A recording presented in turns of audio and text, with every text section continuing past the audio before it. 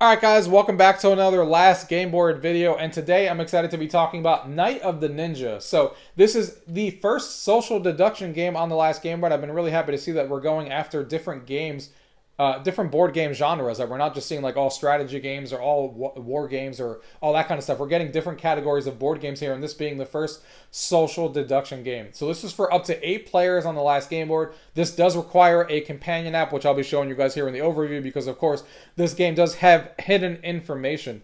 But this game seems to be a really fun party game. I love social deduction games. This is a style of like Werewolf and those kind of social deduction games, but with its own take. And what I think sets this game apart, and not only the coolness of how you're actually playing this on a companion app on the Last GameBoard and all that kind of stuff, but I also think the game in itself is really cool and different from other social deduction games that I've played, because throughout the rounds that you're playing and throughout the phases, you're essentially all assigned a house, a color, whether it's blue or red or whatever the case may be, and you're trying to figure out who is on your house with you.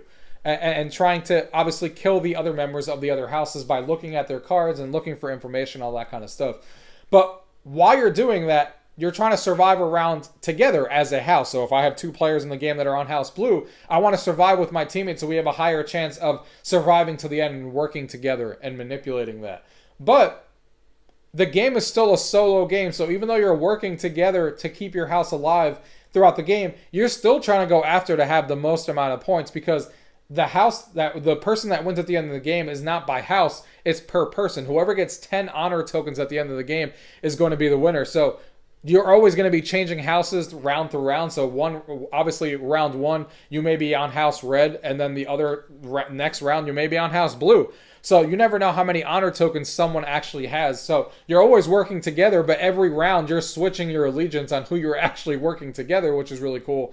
And you're still trying to solely win the game by getting 10 points at the end of the game with those honor tokens. So let's go ahead and dive in and show you guys some gameplay so you guys can get an idea on how this game actually functions on the Last GameBoard.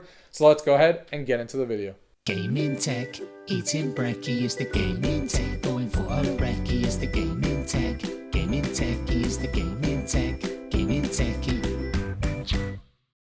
Alright guys, so here we are with Night of the Ninja on the game board here. As you can see, this game is for up to 8 players. It does have a requirement that everyone needs to use a companion app, because as you guys will see, this game does require hidden information, so obviously there's a companion app required to be able to do that. And it does also require at least 4 players to play, so you can't play 1, 2, or 3 players only in the game. So it makes it a little bit hard for me to show this game off, actually, because I essentially have to have 4 people here. But we're not doing that, of course. What I'm doing is I have just a bunch of phones and tablets everywhere. This is the main phone I'm going to be using on here. And then I'm going to have an iPad over here, and then an iPad mini over there on the left, and then another iPad over there on the top corner there. So I'll be showing you guys as the game progresses. But this is a really fun game. It takes about 30 minutes to play, and it's kind of like a social deduction game that we're all familiar with, kind of in the vein of like Werewolf and stuff like that, but of course different in its own way. But just so you guys get an idea of what this game is like. So let's go ahead and hit play here so we can open this up. Obviously, before you open up the game, it's always best on the Last GameBoard, which we talked about in the overview, to be logged into all the players. So you can see I'm logged in on these corners here.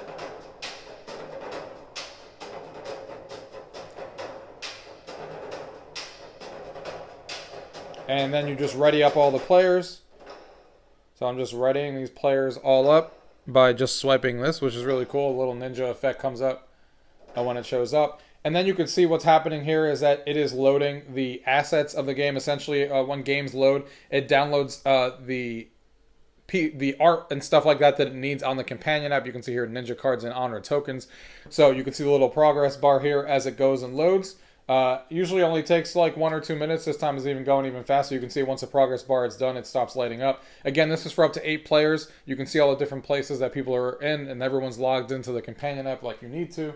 I have that everywhere, and that is now loaded. So we're going to go ahead and hit start since all 4 players are in.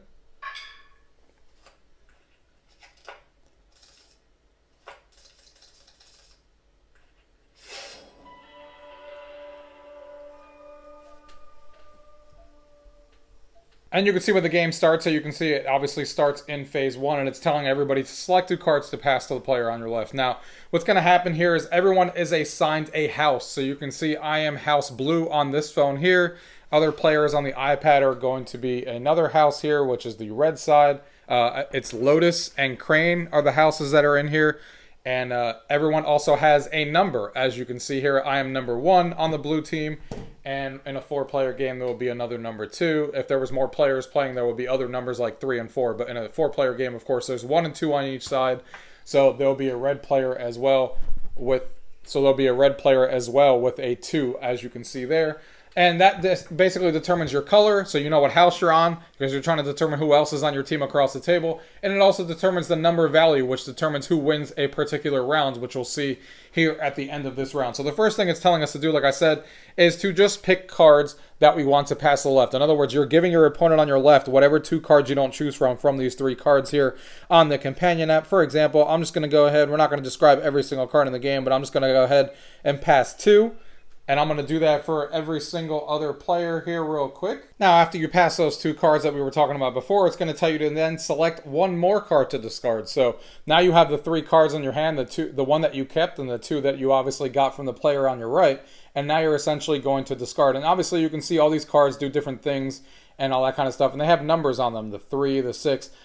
What that's going to determine is if someone plays in the exact same round multiple cards of the same one, it's going to basically determine, hey, I played a 1 before you, and then the 1's going to be the one that goes and has priority over a 6. So it goes from 1 to 6, and it determines who plays that card first. So if you play a 1, 2, 3, 4, 5, you're obviously going to go before anybody who plays a 6. And I'll show you that during a round here.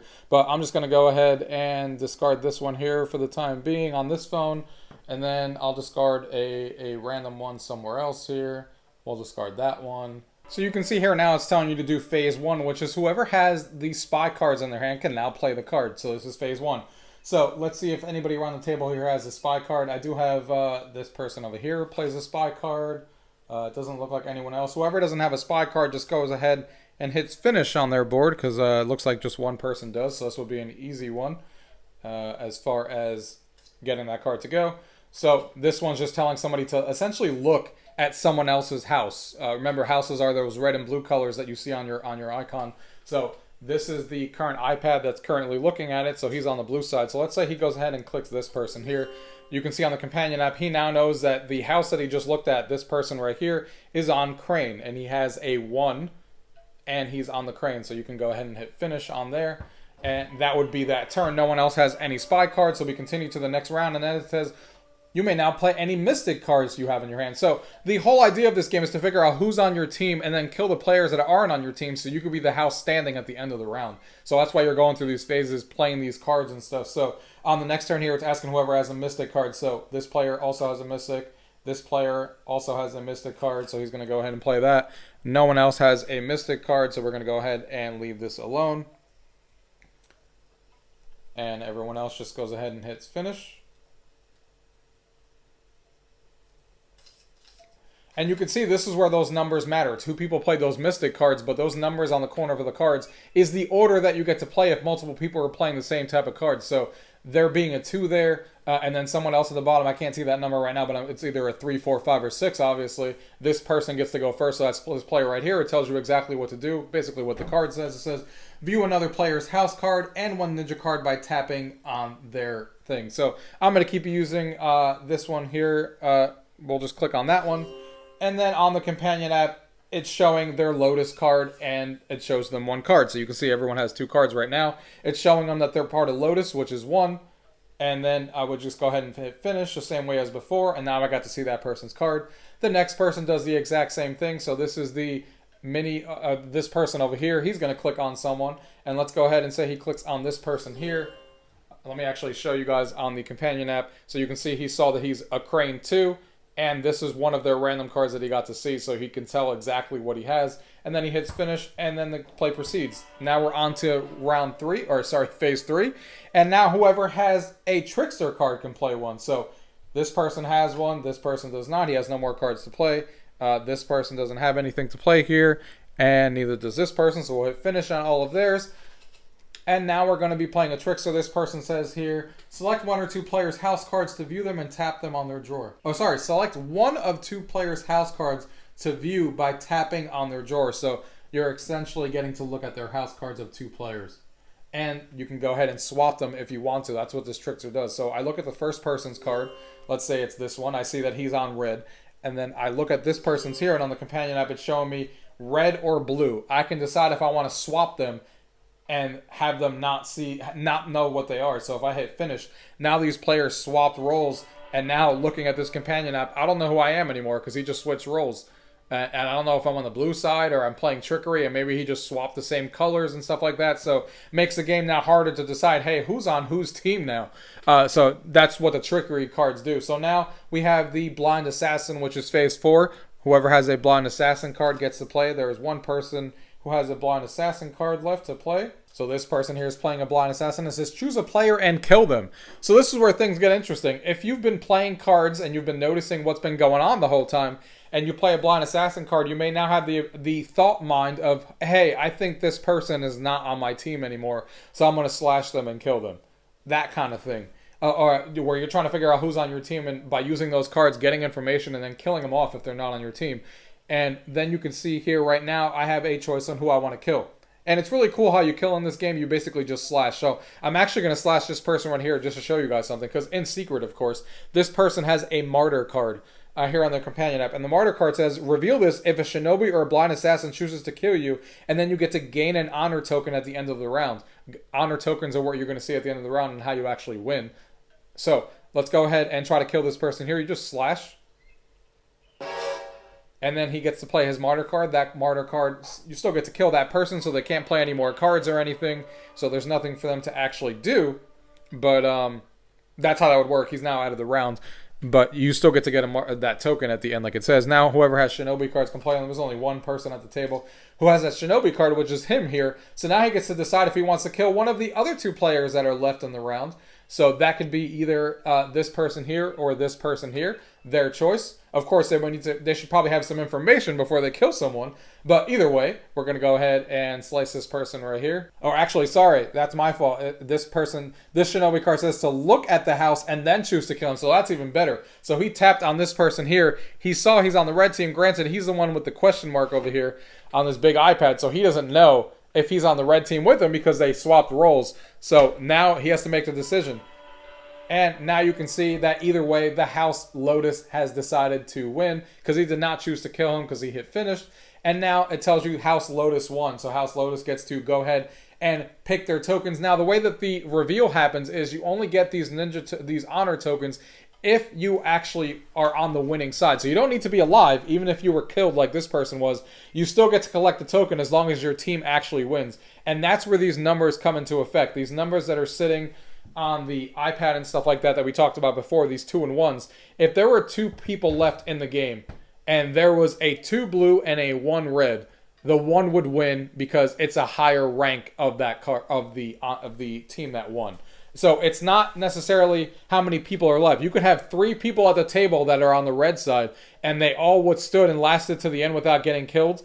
But if one person on the blue team lasted and they're a level 1 and everyone else that survived was a 2, 3, 4, the blue side still wins just because of the fact that they had that higher value card. So it's not just about killing people on the opposite team. It's about seeing who has the higher value card because they will win even if they're the sole survivor for their whole entire house. So that's how you win around. And then you go ahead and select your chips here. Since House Lotus is the team that won, it would be this person here. And I believe this person over here. So they go ahead and get their tokens as you guys are looking at here. And then obviously the round resets after that. And then we basically start all over again with a new round. And you do the exact same thing. You're going to start off by passing 2 cards to the left and all that kind of stuff on all these different iPads or devices that you're using. And you're trying to basically just find out who's on your team and try to get to 10 points. So if you're looking at the companion app here where you have your ninja card, you can also have a tab here that looks at your honor tokens. Honor tokens that you pulled from the middle are all a random value between 1 and 4. So you don't know what you're going to have. So in this case, I pulled a 2 on this device here. And other players may have pulled something else depending on what their honor tokens was on what they collected. Like this iPad over here ended up collecting a 3. So it's all randomized as far as that goes. And you're trying to get to 10. So even though you're working together as a house to basically find the other members of the other house and kill them off so you can be the last standing house, the end of the game, only one person wins on who gets the 10 tokens first. So you're playing as a house together to try and win as a house, but at the end, only one member of that household is going to actually win, depending on who gets the 10 tokens first. As soon as someone reaches 10 honor tokens on their companion app, they're immediately determined to be the winner of the game. So that is essentially a rough roundabout of how the game plays. Obviously, a lot of the game is fairly self-explanatory because all the different cards are going to be on your companion app, and you can kind of just click on them to kind of view them while you're scrolling through. I can go ahead and it says choose a player and kill them. Same thing with this one and this one over here. Look at a house card of 2 players, secretly swap them if you want to.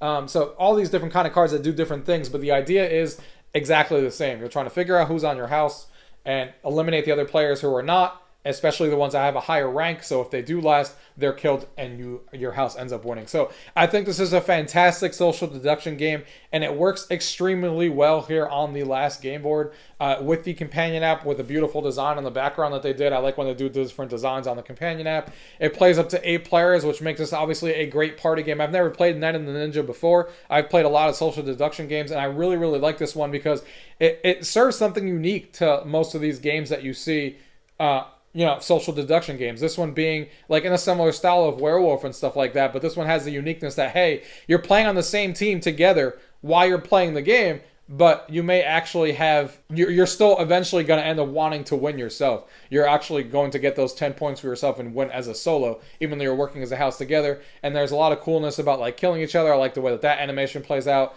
seeing all the ninja cards and how the companion app works when you select another member's household and you get to see all those cards on the phone. It's a really great party game, and it works extremely well in the Last GameBoard. And this is definitely one I can't wait to play with a full suite of 8 players when it has. And of course, it does have the rulebook right here on the settings that I just explained here. The rulebook is really easy. It's just right here, and you can read through it. The game is not that hard. You can see it's not very long of a rulebook. I gave you a general overview of how the game works to get you guys started, but if there's any rules you need to look up, obviously the rulebook is included there. So that is it, guys. That is a look on how you actually play this game on the Last GameBoard for Night of the Ninja. I hope you guys enjoyed the video. If you guys have any questions, as usual, leave those questions down below. If not, thank you guys for watching. Till next time.